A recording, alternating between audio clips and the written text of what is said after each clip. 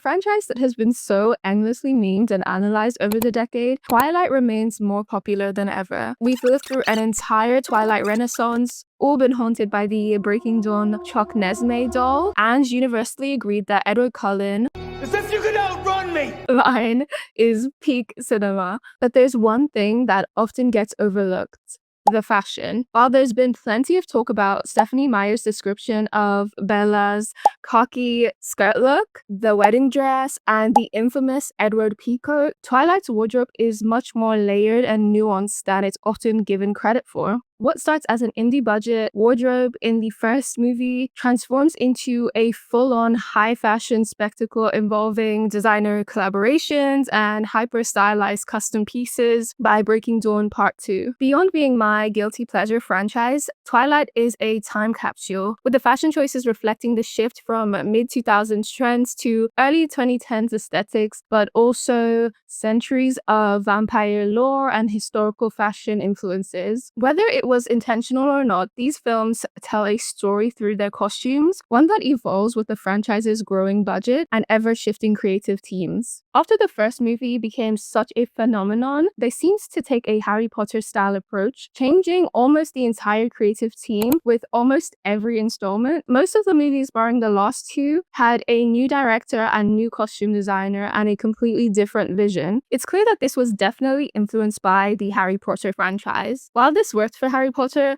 where the story matured alongside its characters, Twilight didn't have the same natural progression. Twilight 2008, directed by Catherine Hardwicke, with Wendy Chuck as costume designer, was the first and my favorite, and judging by this poll that I posted on my community tab, a lot of yours too. The wardrobe is eclectic, raw, and very 13-coded, with Catherine Hardwicke's influence all over it. New Moon 2009 and Eclipse 2010, directed by Chris Weltz and David Slade, respectively, with Tish Monahan as costume designer. With this movie, we start to see a more polished, stylized approach through Bella's wardrobe. Breaking Dawn Part 1, 2011, and Part 2, 2012, directed by Bill Condon, and with Michael Wilkinson as the costume designer. This is where Twilight goes a bit more high fashion.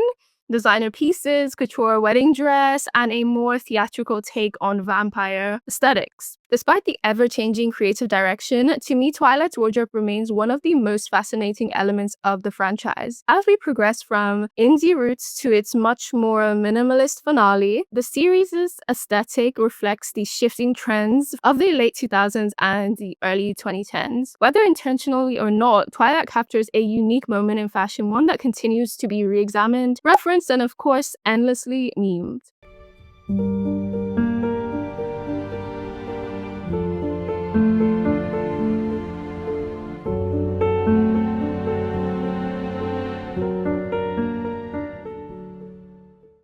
Okay, starting with the first movie, Catherine Hardwicke's Twilight stands out as the most visually distinct in the series, with its cool blue-green color palette and low-budget naturalistic aesthetic. The washed-out kind of hues do a lot to make Forks feel even gloomier, emphasizing the contrast between Bella's mundane human life and the Cullens' airy supernatural presence.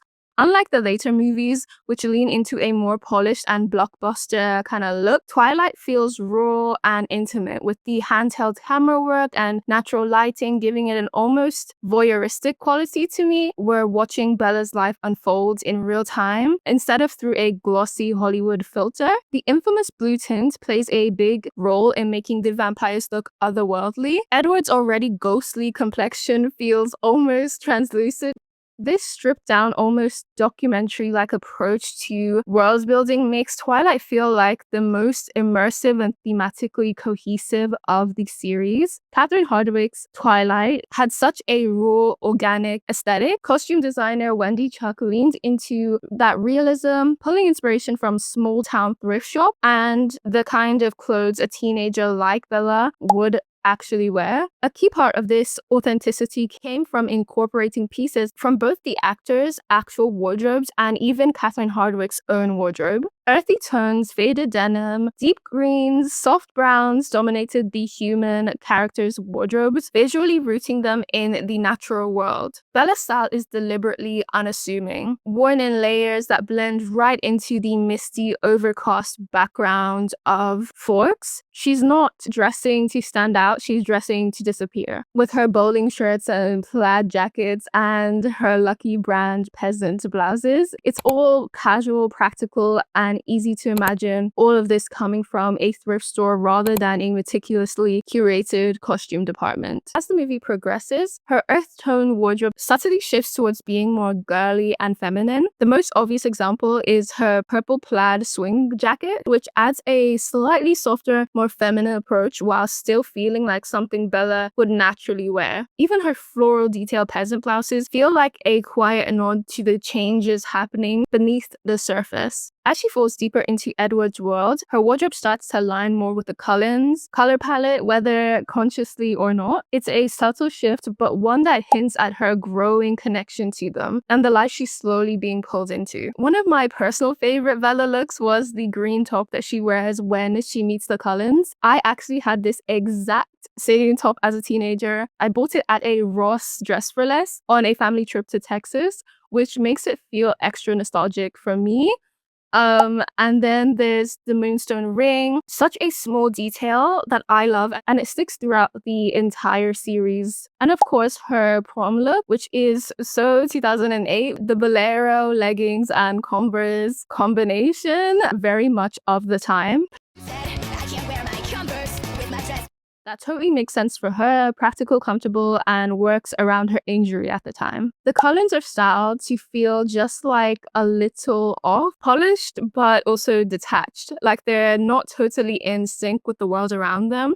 The color palettes lean icy, pale blues, crisp whites, soft grays. Edward especially sticks to a muted gray and charcoal color palette, a quiet reflection of his gloomy attitude and general self-loathing. His clothes are simple, but just a little bit too refined for a small town's high school. Edward's entire wardrobe is basically a grayscale mood board. His peacoat gives very much modern-day vampire cape to me, subtly tying him into classic gothic imagery without making it too obvious. The original coat design for Edward is actually longer, but was shortened to ground the look more in reality, and I feel like you can definitely see the gothic influences in the sketches. Provided by Catherine Hardwicke's director's notebook, which was the main inspiration for this video. We even see the color gray used in key moments as a point of connection between Bella and Edward, such as during the meadow scene, visually reinforcing their connection.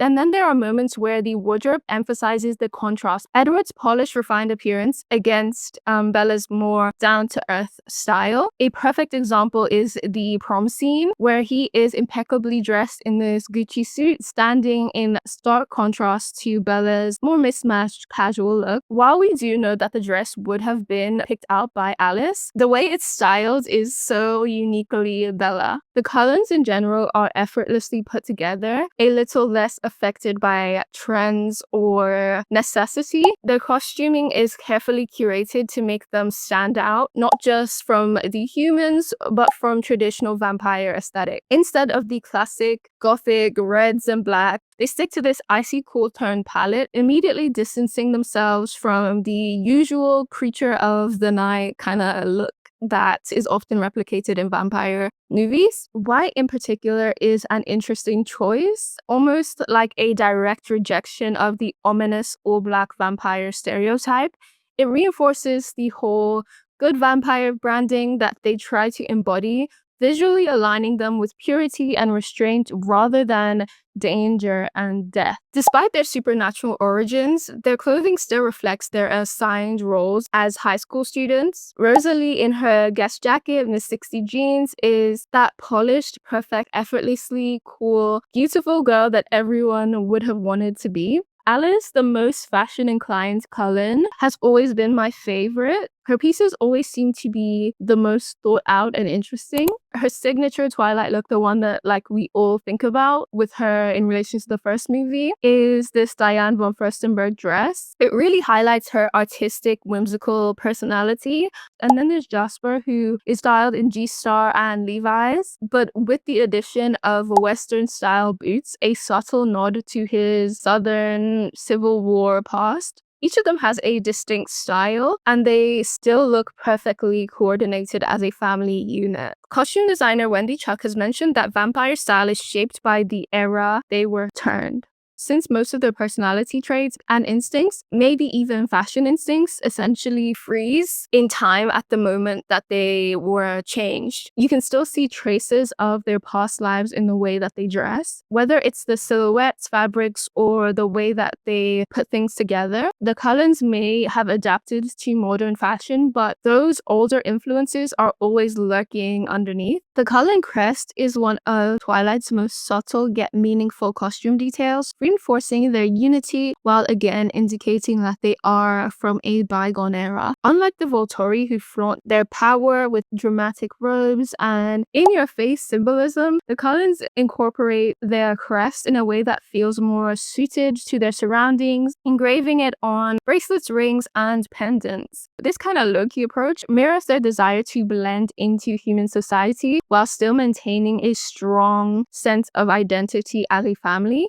The crest itself is packed with symbolism. The lion represents strength and furiosity, traits that define vampires in general, but are used differently by the Cullens, who protect rather than prey. The hand stands for faith and sincerity, reflecting their loyalty to one another despite their different backgrounds. And the trefold, often tied to perpetuity or eternity, reinforces their immortality and the unbreakable nature of their bond.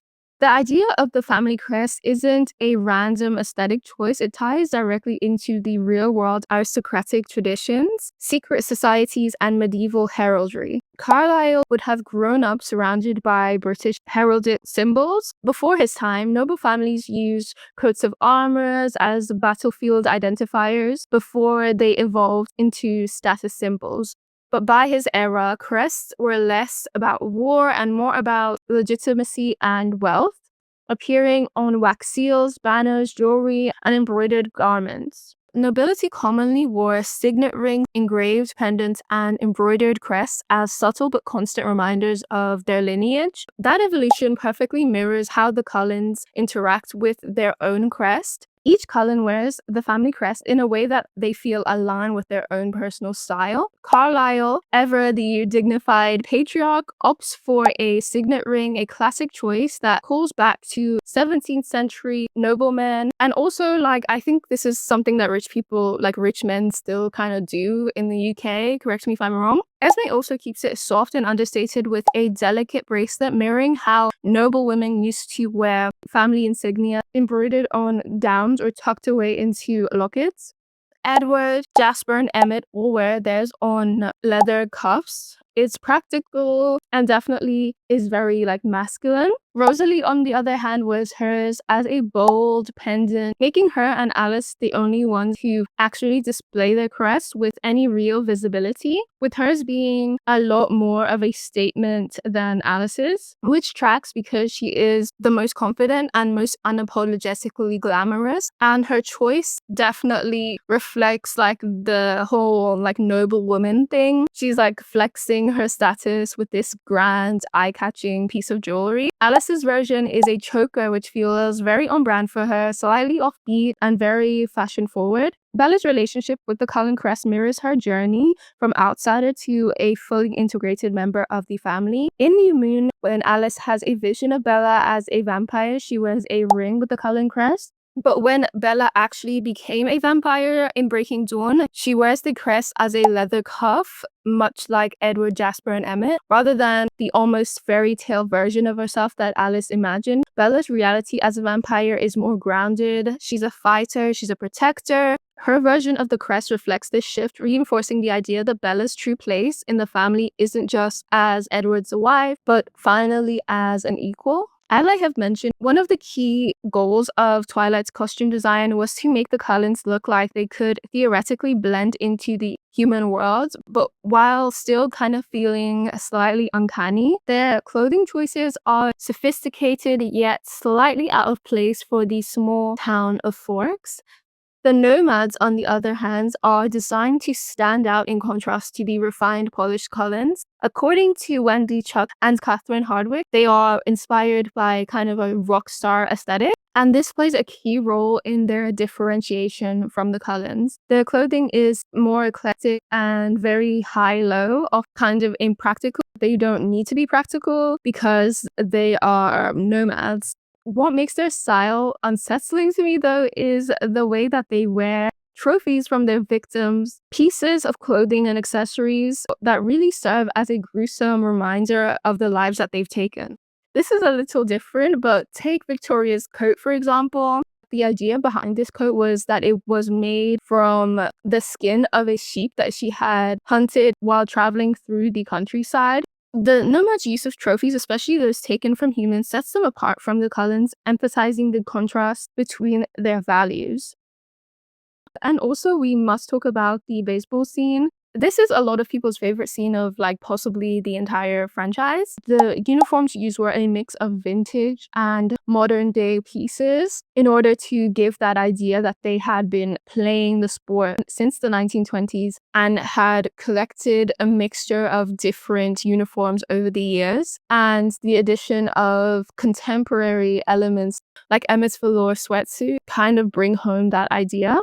The massive success of Twilight paved the way for New Moon to elevate not just the story but also the visual aesthetic of the saga. But I'm sure I'm not alone in saying that I feel like this aesthetically might have been the high point of the entire series. To me, no other costume designer compared to how well Wendy Chuck, in collaboration with Catherine Hardwick, did on this movie. So with that being said, let's move on to New Moon.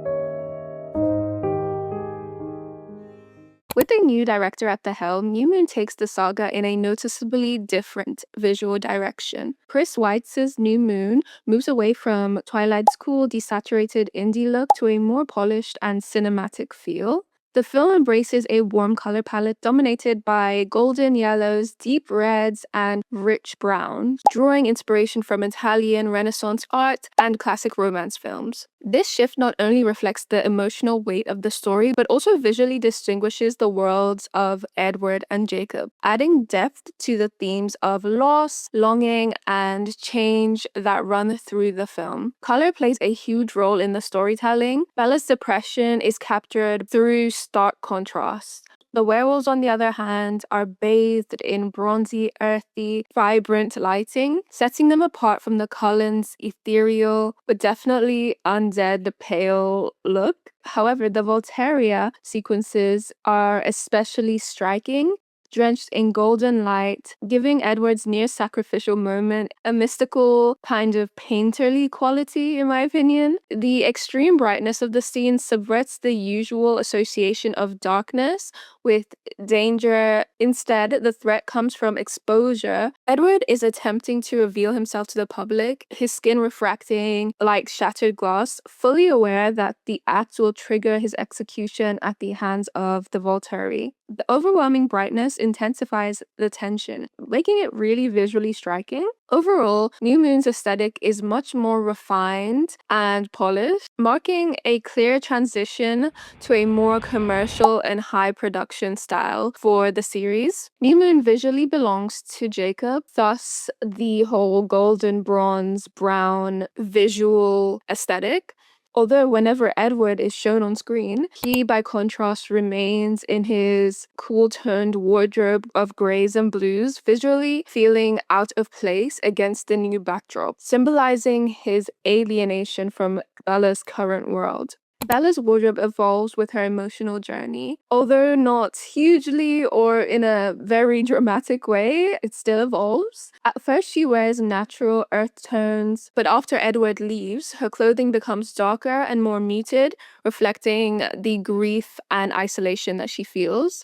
As she bonds with Jacob, her outfits switch back to warmer bronze shades, aligning her visually with his world and contrasting with the cold, distant presence of Edward that looms through the entire movie. And also, it's like she's come back to herself, like she's wearing colors that we have associated with her since Twilight. These subtle yet intentional choices in costume and color deepen the emotional storytelling, making New Moon feel even more impactful as they reflect the internal shifts and struggles of the character. During this time, normcore was emerging as a counterpoint to previous trends. The emergence of normcore in the early 2010s as an anti-trend, rejecting hyper-stylized, overly curated looks that dominated fashion in the early and mid-2000s. The term blends normal and hardcore, embracing intentional anonymity, choosing unbranded trainers, jeans, face zip-ups, and dressing with indifference to standing out. Irony was central to normcore's appeal. By opting for the most unremarkable outfits,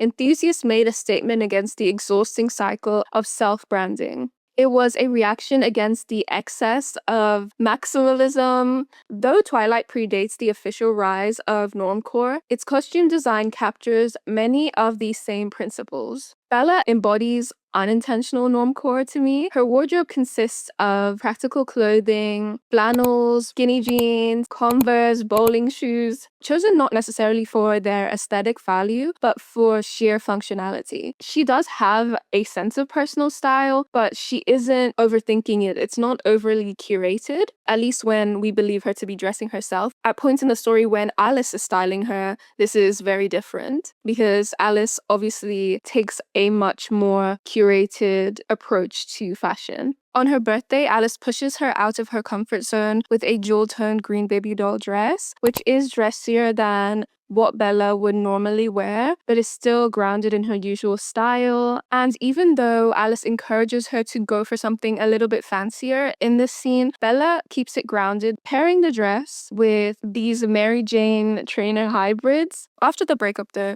Bella's wardrobe completely falls apart. Her outfits are more pulled back, reflecting how checked out she is. Oversized sweats, tied back hair, which we almost never see for Bella, and just an overall like gloomy vibe dominate her character at this moment in the series. The only real holdover from her pre-breakup self is the wooden saint bracelet and the moonstone ring from Twilight, quietly reminding her and us of a time when things were different. Bella's wardrobe in this section of Twilight is stripped of intention, like she's just going through the motions. As Bella spends more time with Jacob, her wardrobe starts to reflect the warmth and comfort of their growing bond. There's even a moment where she wears a peasant blouse similar to the one she wore when she was falling in love with Edward in the first movie. Whether it's an unconscious holdover from that time or a quiet attempt to move on with Jacob, it's hard to say.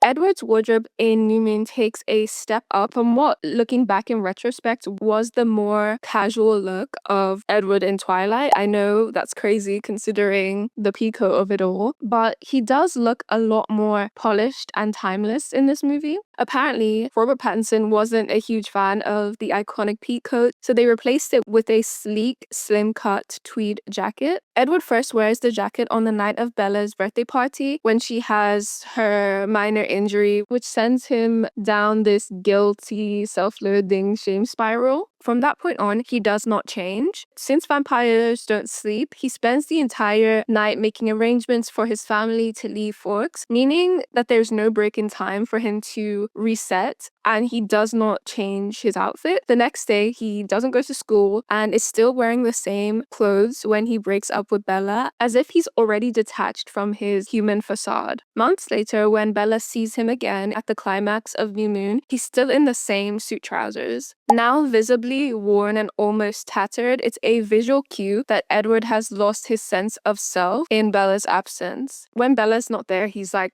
frozen in time, much like the cold marble-like way he repeatedly describes himself in the books. In Bella's dream sequence, Edward looks even more refined, wearing a layered suit that's sleeker and more polished than anything we've seen him in reality. While the bigger budget could have played a role in making Edward's costume more elaborate, it also fits in with how Bella idealizes him. In her mind, he's this perfect distant figure, untouchable and always out of reach. Jacob's wardrobe in New Moon perfectly reflects his transformation from Bella's goofy childhood friend to a member of the wolf pack.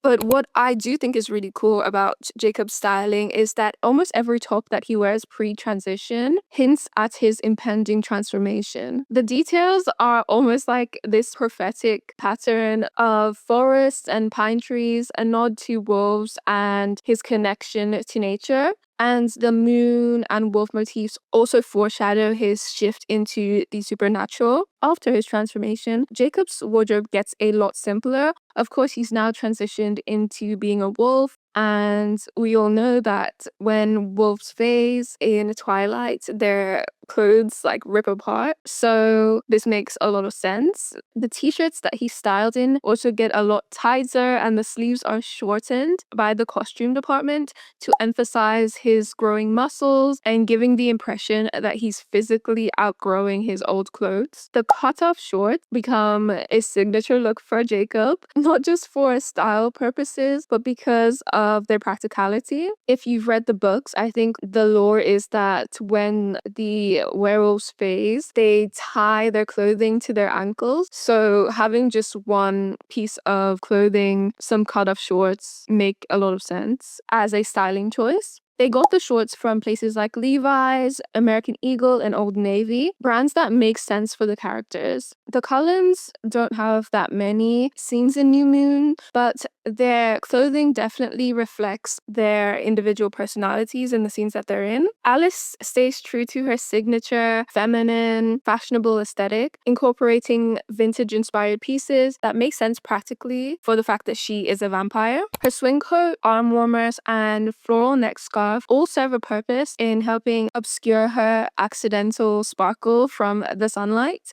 During the Italy sequence, Alice fully leans into an Audrey Hepburn-inspired look, complete with a headscarf and sunglasses, which I think look really cute, especially in the car scenes. Rosalie, on the other hand, who is only in 1 or 2 scenes, I believe, definitely channels and embodies a very 2010s take on Hollywood glamour. Since she's already graduated, we only see her at home, where she has freedom to dress exactly how she wants. The costume designer has said that her style draws a lot from Veronica Lake in this scene, complementary to her striking blonde hair. The boys, especially Jasper's styling, leans way more business casual than the previous installment. The mid to late 2000s marked a significant shift in teen fashion as business casual influences started to creep into everyday wardrobes. I think largely thanks to Disney Channel and Disney stars. Shows like Hannah Montana, Sweet Life of Zack and Cody, and Wizards of Waverly Place showcase teen characters in layered, semi-formal outfits. This look was aspirational for teens at the time. Female characters often paired fitted blazers with skinny jeans or A-line skirts,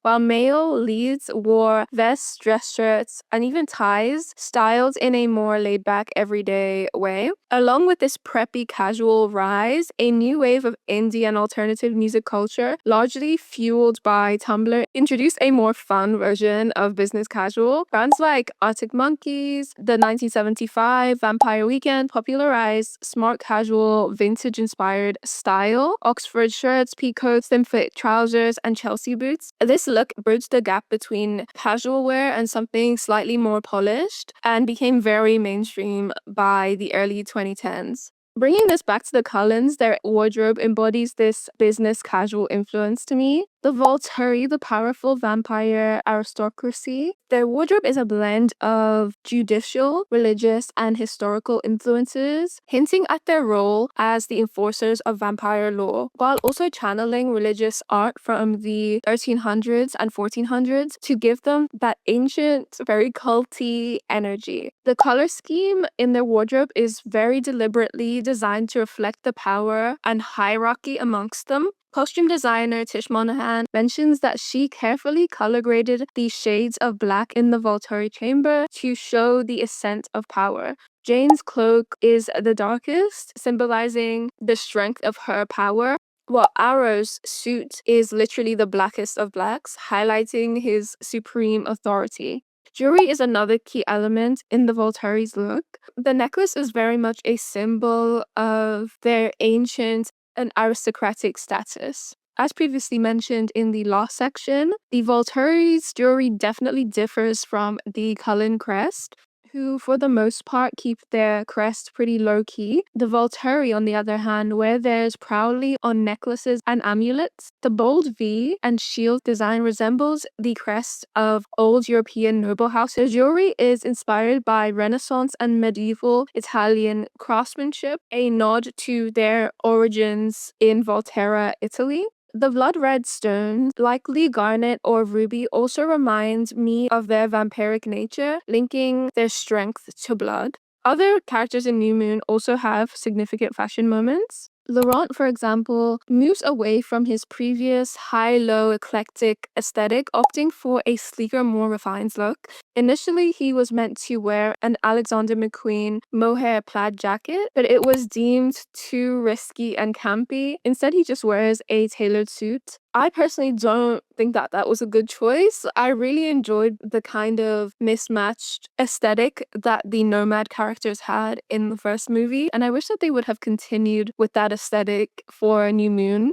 Before we dive into Eclipse, I just want to take a moment to say thank you for watching the video. This video has taken me so long to research, write, and edit, and I really appreciate your support. And if you like deep dives into costume design in film and TV, I have plenty of these on my channel. One of my favorites is the breakdown that I did of the Sex and the City LA episodes. So if you liked this, I think you would really enjoy that too. Definitely check it out. And of course, don't forget to like, comment, and subscribe.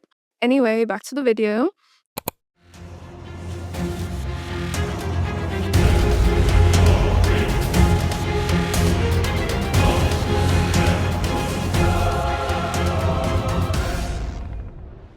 Okay, we're on to Eclipse, the third movie of the series. Eclipse 2010, directed by David Slade, brings another noticeable shift in visual style. The color palette turns darker, dominated by deep blues and very stark blacks. I noticed a lot of reds in there also, I guess, to signify the fact that newborn vampires have those scarlet red eyes. It gives a more intense cinematic feel compared to the dreamier vibes of the previous movies. I feel like it pulls a lot from horror thrillers and high contrast action movies, but I really feel like Eclipse is quite similar visually to something like the Dark Knight trilogy. Everything feels more sharp and serious. In terms of costume design, Tish Monahan adapts the style to match the film's darker atmosphere. The color scheme is definitely a lot more desaturated, a lot of black and a lot of gray for all of the characters. Even the silhouettes are a lot more structured. The Cullens, known for their casual, preppy cool style, now wear a lot more athletic, fit for battle outfits. Because of the many battle and training sequences in this movie, the sense of unity within the groups is even more pronounced than in previous movies. The Cullens dressed cohesively. Before, the Cullens looked good together, but they weren't this coordinated, reinforcing their unity as they prepared to face the vampire army. Similarly, the Wolfpack's cohesive appearance marks them as a serious, formidable force in the story. This attention to uniformity visually establishes both groups as tight-knit, solid units. Bella's wardrobe reflects her internal transition. While she's still not yet fully polished, her clothing choices in Eclipse are noticeably more aligned with the Cullen style. The soft, grungy outfits she wore in previous movies are replaced by more structured, still casual outfits. Cullen-inspired pieces, signaling her gradual movement away from her human past towards her new immortal future. Eclipse is where Twilight's costume design is at its most functional, While Twilight was grunge and indie, Eclipse is tactical and action-driven and built for movement.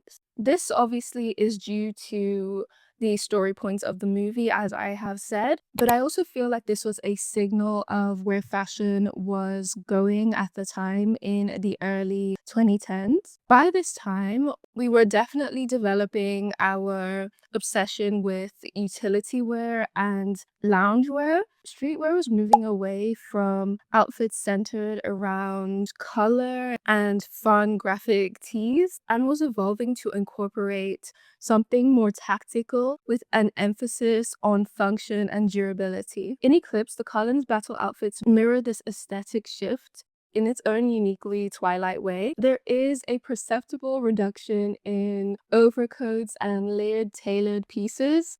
Even Alice, who typically leaned into ethereal, vintage-inspired fashion, had a battle outfit that seemed very much built for purpose and movement, but with her signature feminine touches. Like, look at the frills on her hoodie. Edward and Jacob's costume evolution is also marked by a shift into sharper, more tactical attire, while the humans in Eclipse remain grounded in casual, maybe slightly outdated for this time, looks, intentionally contrasting with the supernatural characters.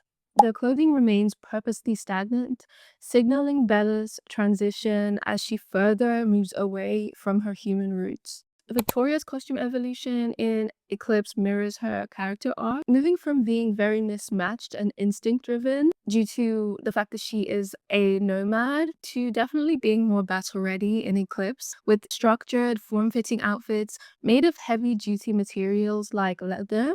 Her color scheme shifts to cooler tones with deep charcoals and navies, visually aligning her with her newborn army. Her styling is sleeker, symbolizing her increased control as she transitions away from being reactive to offensive in her pursuit of revenge. I wanted to do a little section talking about the engagement ring. The engagement ring that Edward gives Bella has been a very much discussed element of the franchise when it comes to costuming. In the novel, Stephanie Meyer describes the ring as a delicate vintage-style piece. Despite the ring being drawn based on a description by Stephanie Myers herself, the ring featured in the film kind of differs from the description laid out in the books. This design choice also departs from the historical context of Edward's family, given that the ring would have belonged to Edward's mum. Edward was born in 1901, so his parents would have likely been engaged in the late 19th century. Rings from that era were typically Victorian, characterized by intricate metalwork, floral motifs, and maybe smaller, more delicate stones. The pave setting shown in the movies wouldn't have become popular until at least the 1920s, which is after Edward's mother would have been married. Originally, costume designers created 3 different rings, each of which was ultimately rejected by the production team and also Stephanie herself. The final design, the pave style ring, was a result of these production decisions. A more historically accurate version would have been something like maybe a Victorian cluster ring. The Eclipse ring isn't necessarily horrible, but it does feel more like a modern interpretation of a antique ring rather than something that would have been passed down from Edward's mother to Edward. With the Eclipse delivering a sharper, more structured aesthetic to reflect the rising tension and emotional stakes, the transition into Breaking Dawn Part 1 marked a shift towards more romantic and ethereal aesthetics. As the series moved beyond high school drama and supernatural rivalries, the focus turned to Bella and Edward's impending marriage, a moment that was built up since the very beginning. This shift in narrative naturally extends to the costume design, evolving from the practical and grounded look of the earlier films into something way more refined and elegant and almost dreamlike. Bella in particular undergoes a significant transformation both emotionally and stylistically as she steps into a new phase of her life.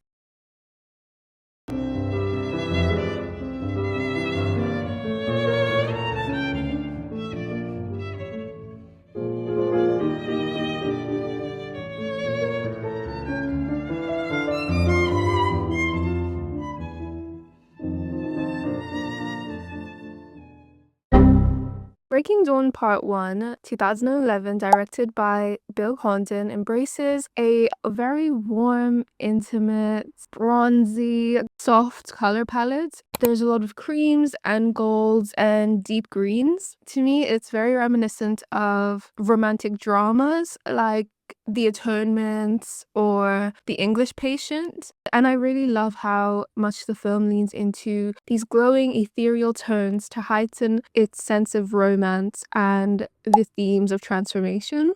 With the height of this bronzy look being the honeymoon scenes in Brazil, which really bring home Bella's fleeting moments of human bliss before her transformation. As Bella's condition worsens, the film's colors shift as her skin loses that warmth. The light becomes harsher, and the once glowing atmosphere fades, emphasizing the new tone of the film. And while we're on the topic of color, I really want to talk about the use of brown, gold, and purple, specifically in the wedding scenes. I've seen people say that the wedding visually is all about Edward, using examples like the style of Bella's dress or the suiting. However, I think it's really overlooked how much Bella is represented in the colors.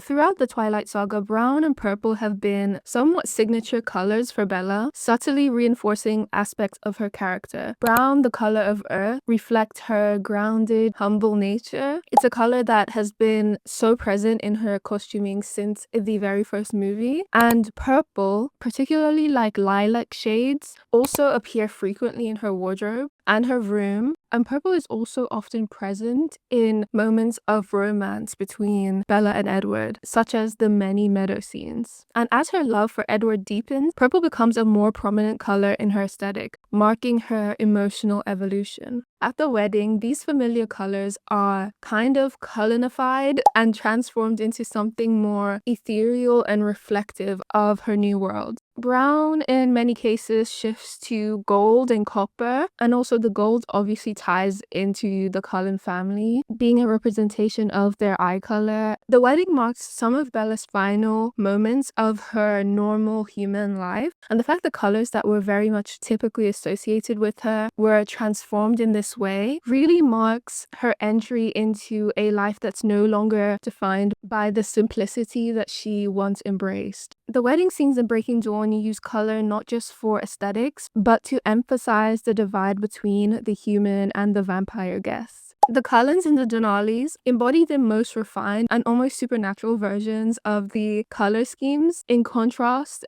the human characters remain grounded in more familiar, understated tones, visually reinforcing their mortality and separation from the immortal world that Bella is about to enter into. The human characters still wear variations of brown and purple that have long been associated with Bella, but in much more subdued, very natural ways. Now onto the nightmare wedding scene in Breaking Dawn Part 1. It is a really striking visualization of her deepest fears about marriage, immortality, and losing herself in Edward's world. Unlike the real wedding, which is soft and serene and romantic, the nightmare version distorts everything into something very stark and terrifying. I've also seen online that some people seem to really prefer this wedding dress to the one that Bella wears in her actual wedding, and I have to say I very much disagree. Her actual wedding dress, designed by Carolina Herrera, is this elegant yet very modest long sleeve high neckline dress that to me is very Bella. It's beautiful but also very understated in nature, and just the visual of both of them in succession really symbolizes to me Bella's emotional conflict throughout the film. As I just mentioned, the dress was designed by Carolina Herrera in collaboration with Stephanie Meyer, with shoes also custom designed by Manolo Blahnik.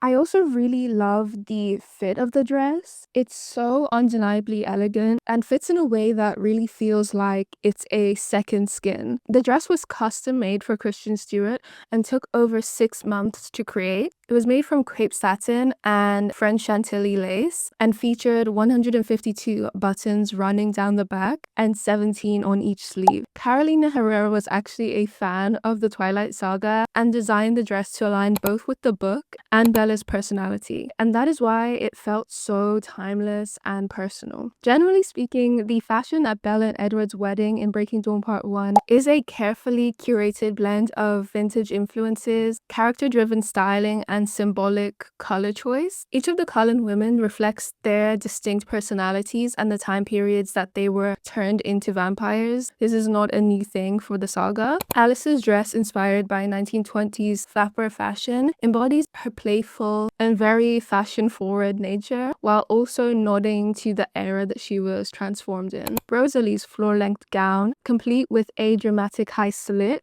channels the glamour of a 1930s Hollywood bombshell, while Esme, the matriarch of the Cullen family, wears something more understated, mirroring her very nurturing presence within the family. The Cullen men all wear tuxedos that were designed to blend vintage and modern aesthetics, drawing inspiration from Edwardian formal wear while incorporating sleek Italian tailoring. The tuxedos were actually created in collaboration with Brioni. Bella's camel color shift dress, worn on the way to her honeymoon, is a really interesting choice to me. And I remember when I first watched the movie in cinemas the weekend it came out, I also found it really interesting. It would have been a carefully curated choice by Alice, as she handled most of the styling for both the wedding and packed Bella's suitcase for her honeymoon. The dress really reflects both Bella's personal transition and also broader fashion trends in the early 2010s, with its 60s inspired silhouette and a thin black leather bow belt.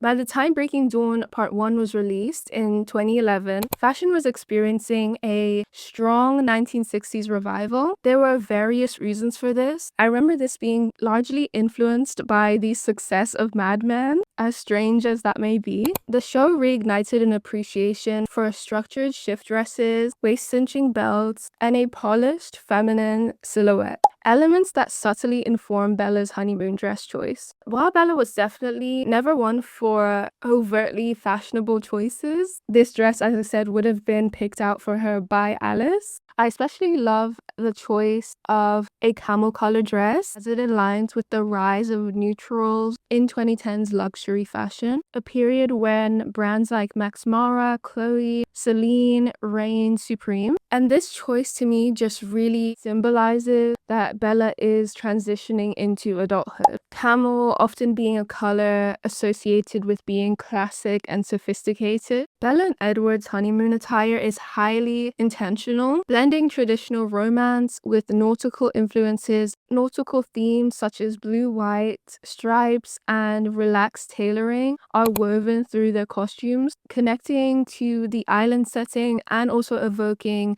a sense of escape and freedom and new beginnings. Edward's wardrobe also evolves during this time, softening from his usual formal buttoned-up style to more breathable, relaxed pieces. The costume designer of Breaking Dawn, Michael Wilkinson, stated that the costuming of this section of the movie was very much influenced by the Kennedys, and we definitely see that inspiration come through with Edward's costuming, particularly the crisp, clean shirts and the nautical-inspired rolled-up chinos and light natural fabrics. Bella's lingerie scene adds another layer to their honeymoon wardrobe choices. As I said, Alice would have packed her suitcase, so she wouldn't have had much input into what was packed. And this is really highlighted by Bella's awkwardness with some of the ultra-feminine clothing and lingerie. The lingerie pieces used were actually a Perla and Agent Provocateur, and they were carefully selected for their delicate and playful aesthetic. Now, Bella's wardrobe post-wedding, post-honeymoon, during her pregnancy, undergoes a notable shift due to both her physical and emotional transformation.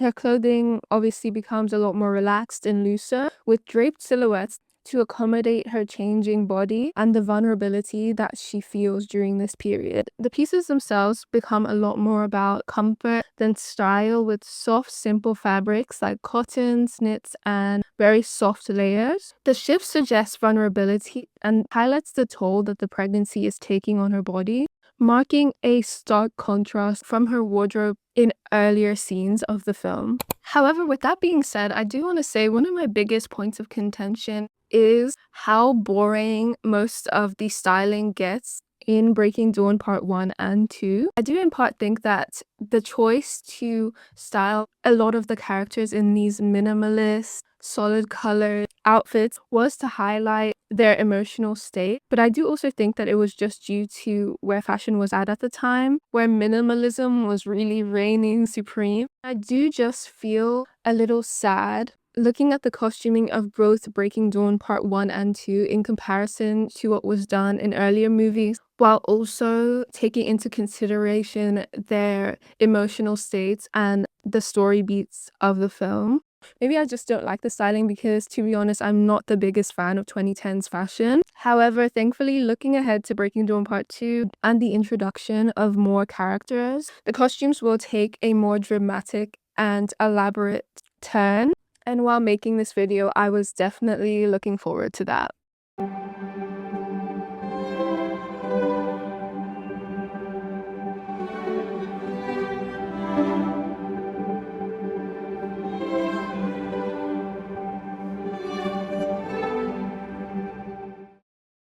Breaking Dawn Part 2, 2012 embraces this polished fantasy epic aesthetic that very much aligns with Bella's dramatic transformation into a vampire. The color palette of crisp whites, stark reds, and deep blacks reflect the elevated fantasy worlds of the final film. The visual style creates a sharper, more vivid atmosphere, mirroring Bella's newly heightened sense as a vampire. Again, like Breaking Dawn Part 1, I don't have very much to say about the core Cullen family's costuming because I just feel like it's very unremarkable. The family's costumes are characterized by stark, solid colors, primarily black, white, and some deep jewel tones. Some could interpret this as being to convey their strength and readiness in battle. The silhouettes are simple and classic, but I personally just feel like the costuming gives yes girl, give us nothing. Like, I'm just not very enthused by it. That is with the exception of Bella, who had, in my opinion, an extreme glow up. As she integrates into the family and becomes a vampire, her wardrobe begins to mirror the sophistication and timelessness that we typically expect from the Cullens, but in a way that differs from the rest of the Cullens. She has some actual personality. In stark contrast from what we've seen of her before, everything that she wears is very close to the body, quite tight, and for the first time, Bella is this sexy, strong, sophisticated woman. The same minimalist approach was definitely taken, but with actually interesting pieces. Some even directly mirroring outfits that she wore as a human, which I think was a really interesting touch. And I really just love how the shift from looser clothing to more figure-hugging silhouettes is used to visually underscore her growing confidence and self-assuredness, aligning perfectly with her character evolution. Her wardrobe also reflects her readiness for the battle and to protect her family. I really love her outfit during the final Volturi confrontation scene, especially this leather jacket. It marks her most tactical look yet, emphasizing her physical strength and readiness. And of course, if we look closely, we see that she has also gotten her Cullen crest. Jacob's styling in Breaking Dawn Part 2, I feel like, is also quite uninspired in a similar way to the Cullens. However, I do like that his costuming is heavily influenced by this biker aesthetic. It really brings into full fruition costuming choices and story beats that really began in other movies, which went on to be fully realized and expanded upon in Breaking Dawn Part 2. Jacob's everyday wardrobe consists of fitted t-shirts, hoodies, and distressed jeans. I will note that he's definitely wearing a lot more clothing in this film compared to previous movies. The choice to have Jacob in a lot more clothing as opposed to going shirtless as often as he was in, say, New Moon, marks a pivotal moment of his character arc, symbolizing his control over his wolf form and the maturity he's achieving. Despite me kind of hating on Michael Wilkinson earlier,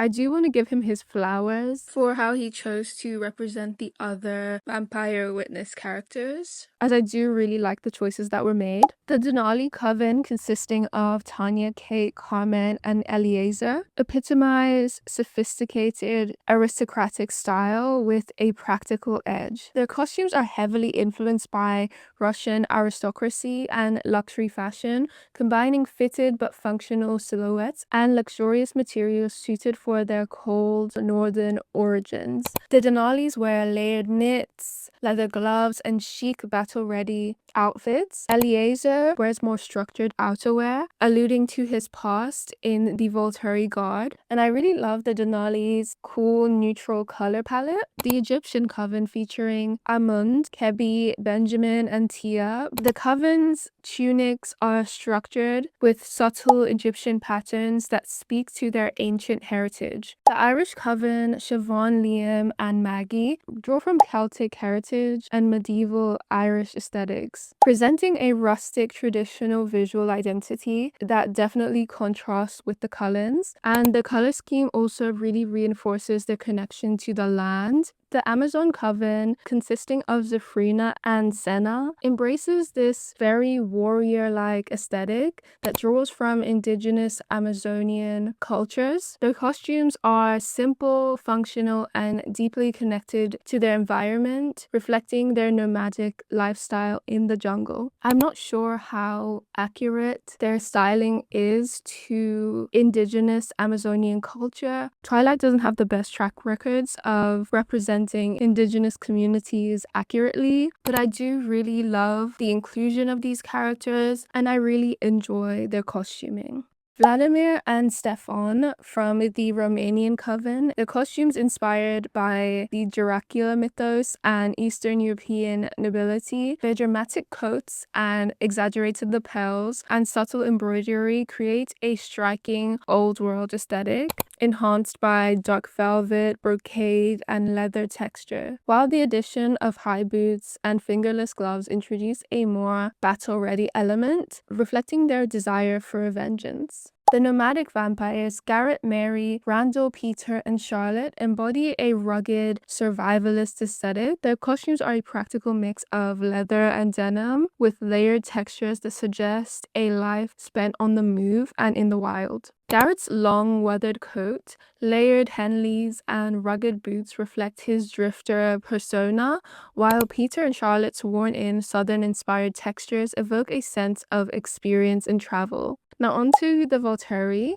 The Volturi Guard, Alec, Jane, Felix, Dimitri, and other guards dress in a highly gothic, militaristic style that conveys power, authority, and the elite status of the Volturi. These costumes are quite the departure from the Volturi that we saw represented in previous movies, specifically New Moon, drawing influence from military wear, and also they really give like high fashion goth. Their tailored dramatic costumes include heavy cloaks, layered tunics with high collars and stiff texture that creates an imposing silhouette. They're of course wearing their Volturi pendants and amulets, while the military inspired coats with subtle armored-like details suggest their readiness for battle, making them a stark contrast to the varied, regionally influenced aesthetics of the other covens. Costuming plays a crucial role in illustrating the film's core conflicts and visually establishing the differences and alliances between the various covens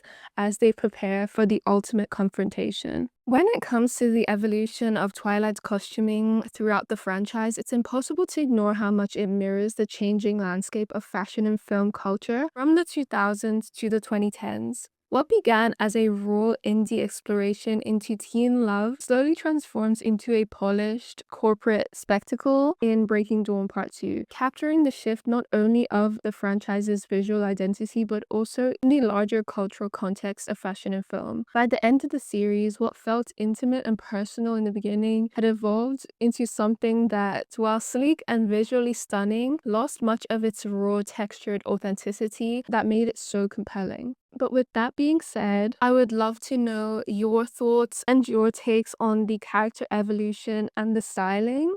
Thank you so much for watching and staying with me till the end of the video. And since you're here, you might as well subscribe. Thank you, and I'll see you again in the next one.